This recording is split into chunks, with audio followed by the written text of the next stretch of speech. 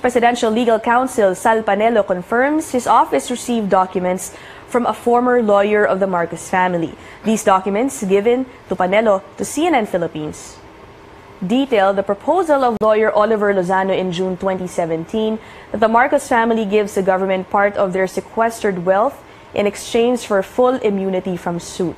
The documents include Panelo's reply to Lozano dated a month later.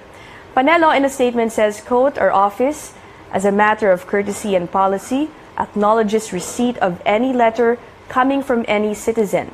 No action has been taken on Attorney Lozano's proposal." Lozano tells CNN Philippines the proposal was forwarded to the Presidential Commission on Good Government. It's the agency tasked with the recovery of the supposed ill-gotten wealth accumulated by former President Ferdinand Marcos, his immediate family, relatives, subordinates, and close associates.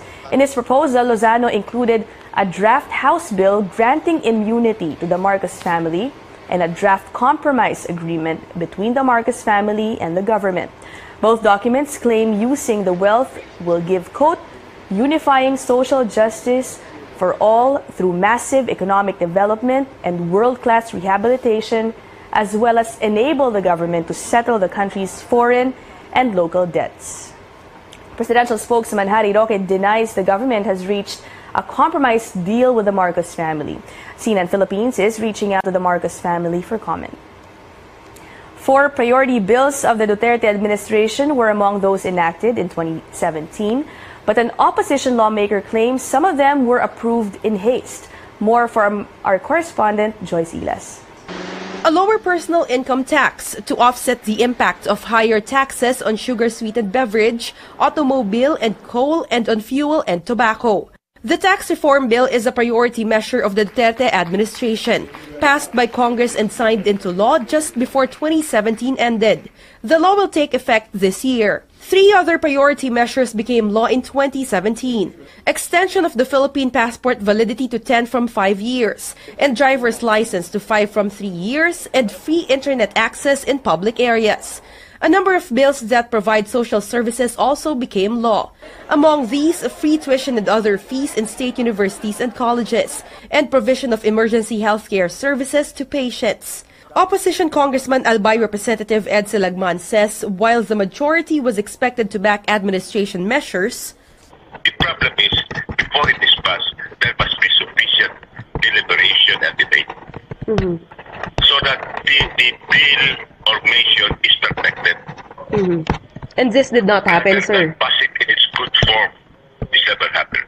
Opposition congressmen say the tax reform and the second extension of the martial law declaration in Mindanao until the end of December this year are examples of what they call railroaded measures.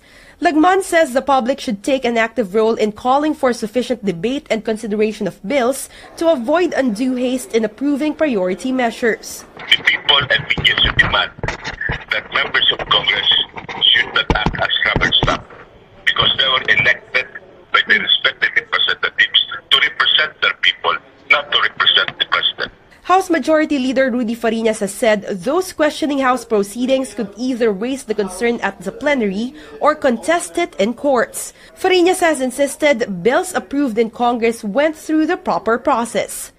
Joyce Ila, CNN Philippines.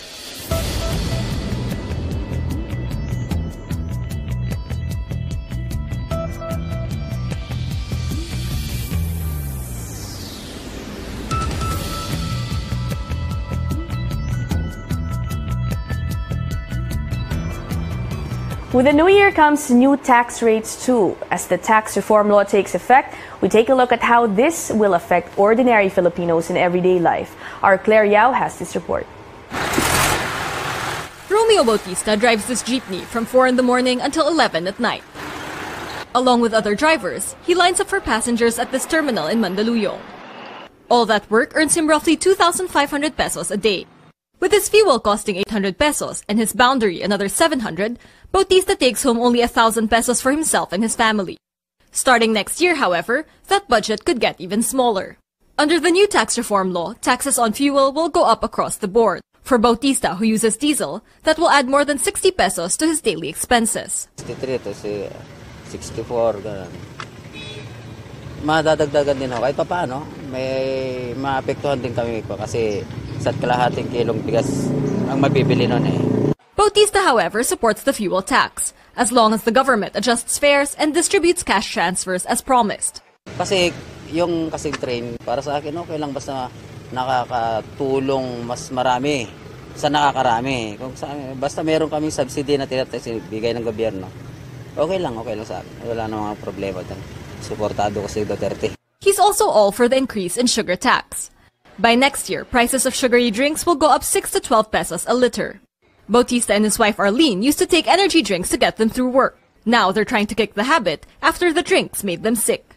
Sabi kasi nila, pampatanggal ng puyat, pampa-energy. Hindi ka daw antukin, pero hindi naman umubra sa akin. Nagka-UTI lang ako. The Bautista couple say the sugar tax will encourage people like them to